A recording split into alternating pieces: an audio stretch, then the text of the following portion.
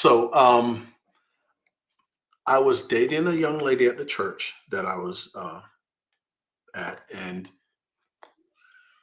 she had a small group, and I had a small group. We were both leaders in ministry, and my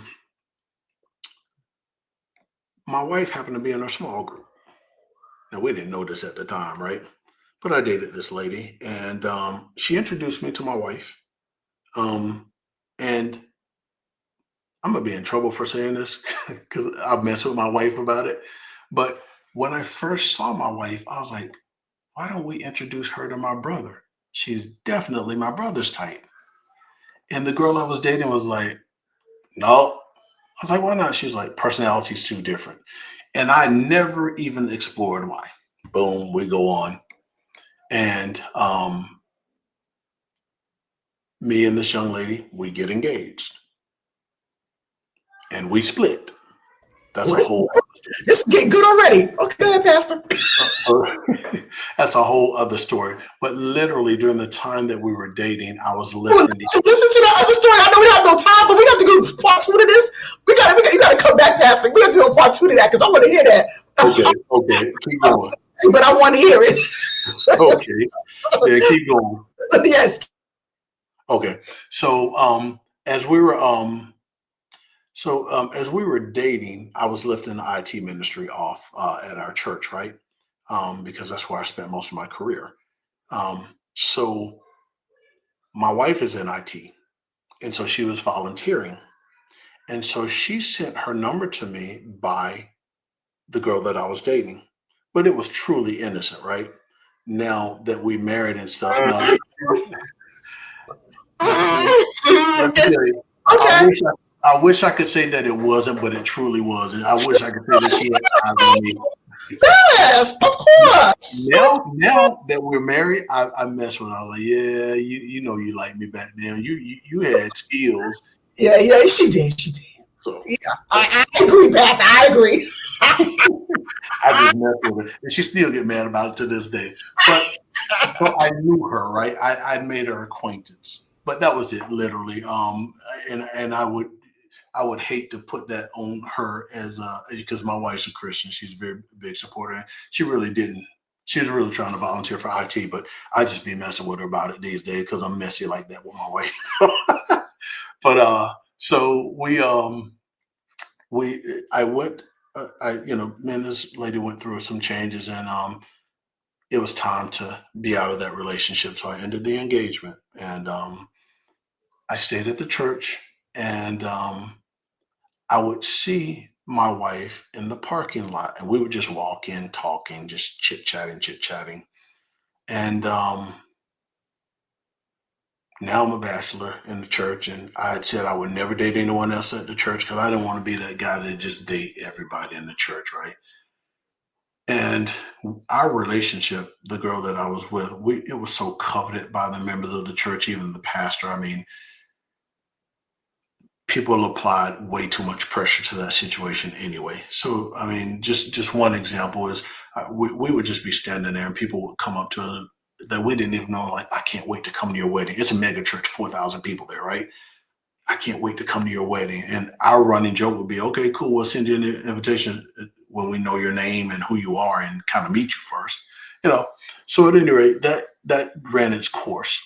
But I changed the service that I would go to just to try to, not see the person. And I would see my wife. And I knew people that knew her. And they said incredible things about her, but I was like, I'm not dating anybody else at this church. But they had said such incredible things about her, like she didn't get involved in the church scene in terms of socializing with the in crowd, if you will. Um, she was getting her master's. She was focused on school, and she didn't have a lot of time for that. And she's a very no nonsense person. So one day I was walking in church, and I was talking to someone else, and we we didn't walk in together from the parking lot that day, Tanya and I. And literally, she reached out to touch me as I was talking to this person. And when she touched my arm, talk about a rom com. Literally, The lights dimmed. It was only her in the room. We in the Oh, you heard Marvin Gaye? yeah, all that. Yes, I'm telling you. The lights dim. It was just her. We're in the lobby of a mega church between services, right? And I, the girl I was talking, the lady I was talking to, I still don't know what happened to that lady to this day. I'm walking in talking to somebody. Tanya touched my Really? arm. I'm sorry. Really? Yeah, yeah. I still don't know what happened to that lady. But Tanya touched my arm and everything just went black. It was just her and I in the room. And I messed with her too. I was like, yeah, I was on my game that day. So here's what I did. When she touched my arm, she was like, Rick, how are you doing? I turned, talked to her. We had a conversation. Like, I have no idea where the lady went, but we were talking. So here's what I said to her, okay? And I said to her, I said, look, I said, I want to talk to you about something. Put your number on here. And I handed her a program. Now, notice what I said. Put your number on here. I didn't ask her for a number because if I'd have asked, she could have said no. Oh, So I said, so put you your told number on here. them. Yeah, I sure did. Hey, all them people ain't go away and the light shine on her for nothing. Yeah, you wasn't playing about that. Exactly. It was time. So I said, put your number on here. I want to talk to you about something. And she wrote her number on the program. And so I called. Long story. The next, I asked her out for Yeah, brunch. she was probably intrigued. But you said put your number there. He's like, oh, okay, daddy. So yeah, Boom. Got that digit. So I was like, okay, cool. So then I called her that week and we do brunch the next Sunday after church. Mm-hmm, And because I kind of gotten out of that relationship, I don't know what she's heard because the person that I got out of the relationship really tried to do a hit job on me. So I didn't know what she heard and stuff like that. And so and by the way, I asked my wife out for the first time 6 months after I ended the engagement. So it wasn't like right then. mm-hmm. Um, so I wasn't sure what she had heard and stuff like that. So I really couldn't flow like I normally flowed. It was kind of dead on my end, right? And so when I dropped her off, because I could tell this was a mature woman, she certainly had her life together. She knew Christ, but corporately, career wise, she was together, Mm-hmm. ambitious, very self sufficient. I mean, everything I knew that I wanted in a woman, I found out on our first date. Mm. And again, I knew people that knew her, so they said great things about her. And I just I didn't really flow very well. So I was like, oh, blew that one. And I literally thought I would never hear from her again. So I literally did not call her that week. Aw. But I was like, I blew it. And she called me, I think that Wednesday, and this when we had answer machines. So she left something on my machine, basically to the fact, hey, just touching base with you, hadn't heard from you. I got home and heard that message. I was running there doing backflips in the house. I was like, oh, she like me. Okay, cool. That's all I needed to know. And the rest is history. You heard Marvin Gaye again, huh? You heard Marvin Gaye again? That's it exactly. So that's all I needed. I was like, okay, she likes me, and I mean, I put the full court press on her. Oh, Lovely lady, very smart, and so not just smart but wise. See, smart mhm. is one. A lot of people are Yes. smart, Yes. but when you can take that smart and convert it into something useful that works for Mm. you and the greater good, that's wisdom. And my wife has been wise from day one. She's just always been mature.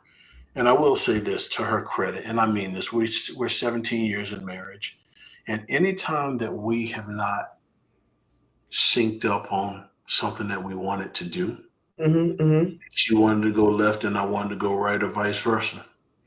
Anytime I went the direction that she wanted to go, we're batting 1,000 for accomplishing whatever it is we wanted to accomplish and getting good results. Anytime I departed from what I thought was right and went with what she thought was right, and we went there together, we always won. We always came out on top. Not so much the other way. When we went the other way, when we went with me, we didn't always win. But because I was always strong enough to be okay with hearing her and allowing her to lead in certain instances, we've accomplished a lot as a couple and as a family. Now, Amen.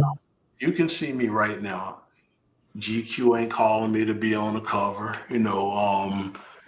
People is never gonna Ah, call me the sexiest man alive. But here's what I will tell you. And we travel frequently. We travel all over the world, and it's a good life.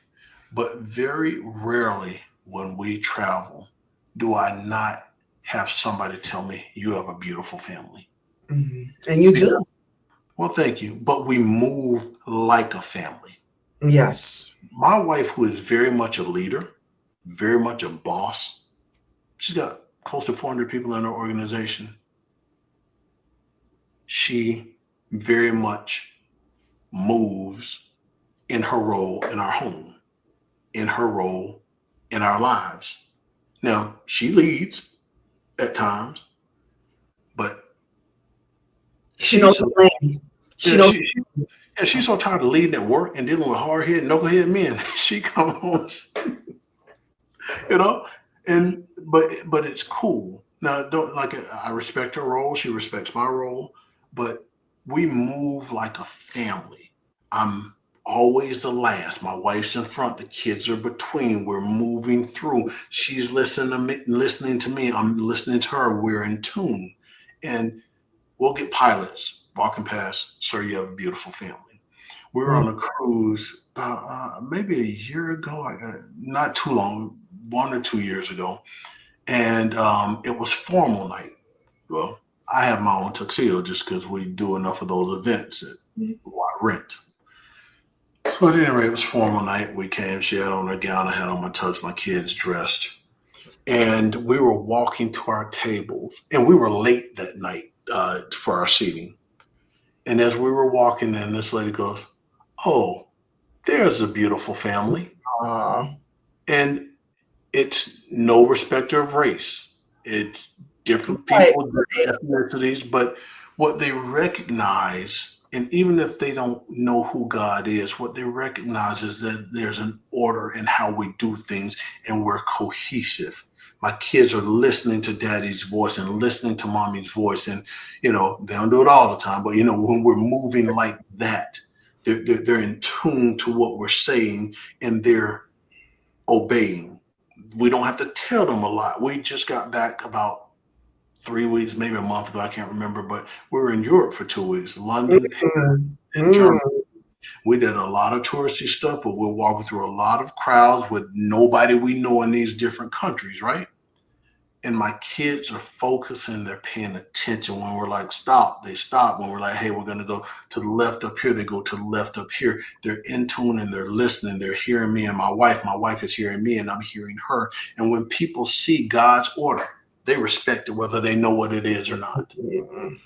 And they Yes, call that yes. beautiful because it is It beautiful. is. It is. And I'm just really am so proud of that because not many Black families are able to have that same testament and really mean it. Because you Yeah. have a lot of families in social media, a lot of couples that portray a certain image that are so false. And so they see the authenticity and they know it's organic. And so God bless you, all of you on that. Okay. Yeah.